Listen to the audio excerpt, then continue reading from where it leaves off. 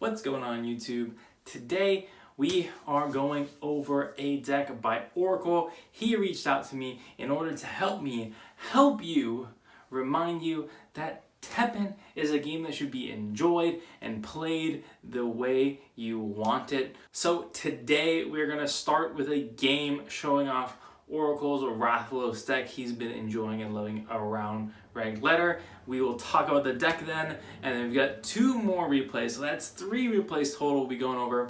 And I am a fan of this deck. It's all about synergy. It's not about slamming legendaries in your opponent's face. Remember to play how you want. You can have fun in TEPPEN no matter what. Don't get too bogged down by the meta. That is the message of this video and what I and Aurackal want to convey to you all, the good viewers. So let's get into this match. All right, get into the game. A Jill looks like antibody activation, you know, the classic. So right now, Aura, we're gonna call him that for short. He's got the Blady, which is going to deal split damage when it dies. You got the Queen, 3 damage on play, and a decent amount of damage in hand for actions as well. You got the nice legendary to explore for a shotgun, which is going to be really useful against that Nina. So we'll see what goes down here, you know, what's going on. Getting that shotgun out. Of course, we want that to help deal with the Nina, hopefully before the opponent can explore for any shields. You know, antibody activation being pretty strong. Pretty strong itself. We're just going to fire it off. I like it. Potentially hoping the opponent will respond. And also, look at that, a nice block from Blady finishing off the Nina, and then the Queen finishing off the Jill on the other side. Whew.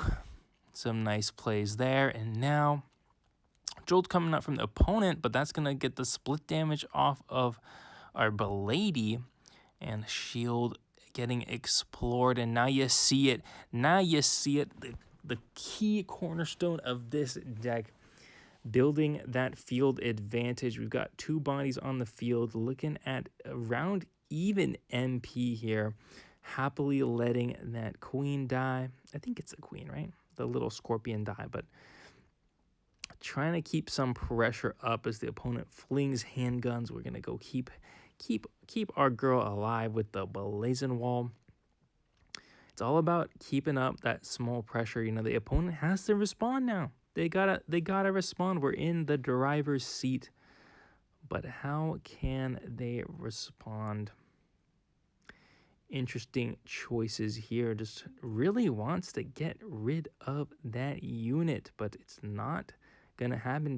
Destroys their own unit in the process. What is that card? I've never seen that before. Probably not the best choice to destroy your own unit when they could have just traded out, you know.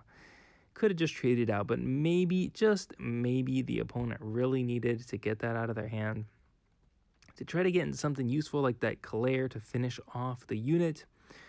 Just avoid too much exploration and HP gaining, you know what I'm saying. But Aurackal is getting ready here, building up that MP, huge MP bar. And look at that Lucia coming down, dealing some split damage, being beefed up by the Momo as well, and Momo gonna be protected. You can see we want those explorers, we want those quest level ups, gonna help us control the game.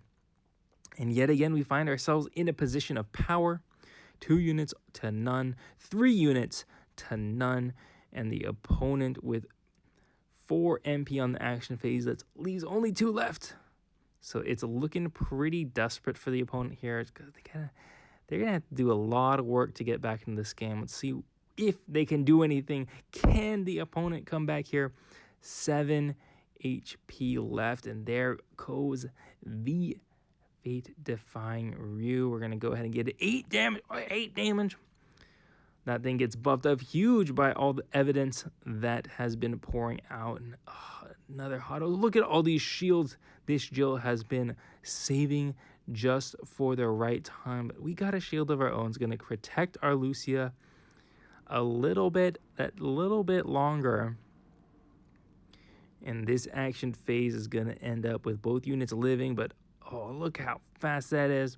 The Quake coming out, going to destroy that Rio, basically sealing the game for our opponent. He had the follow-up with the announcement poster as well.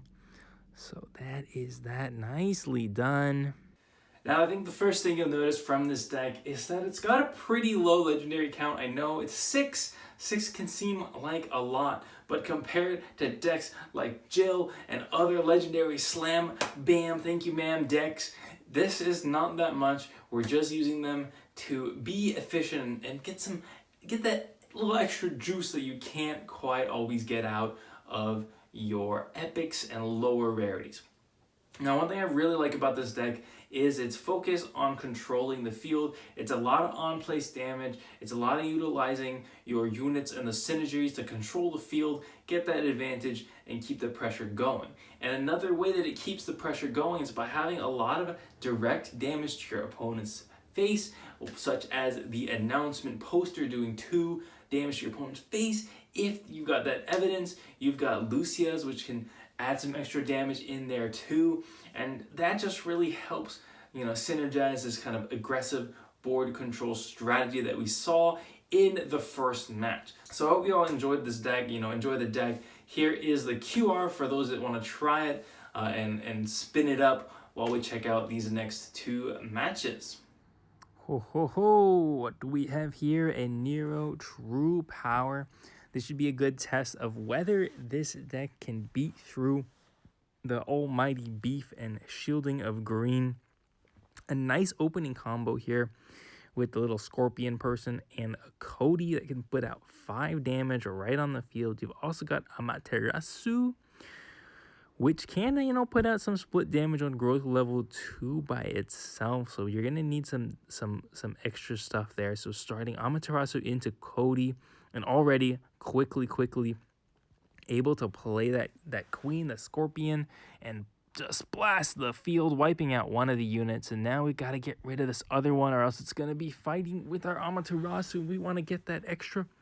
We want to get that extra bit of buffs out of the Amaterasu, but it's getting sealed. Dang it.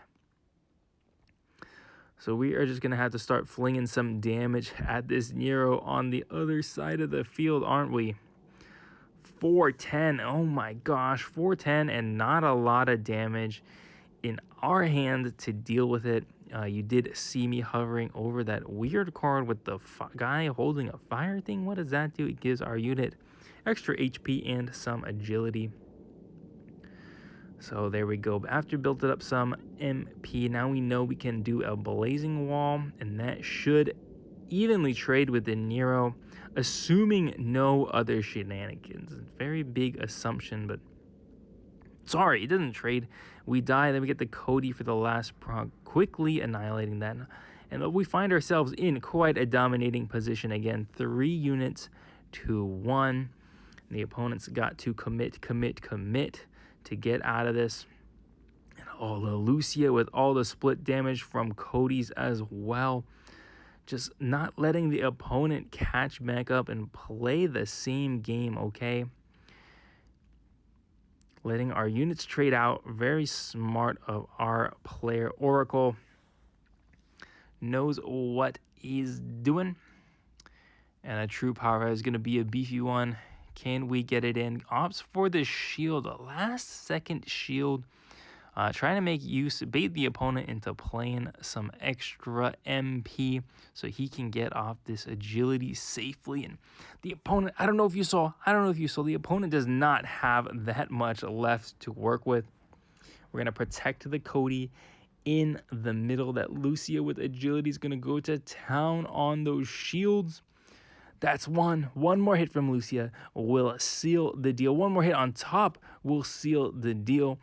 Or one announcement poster will seal the deal. So many ways to close out this game.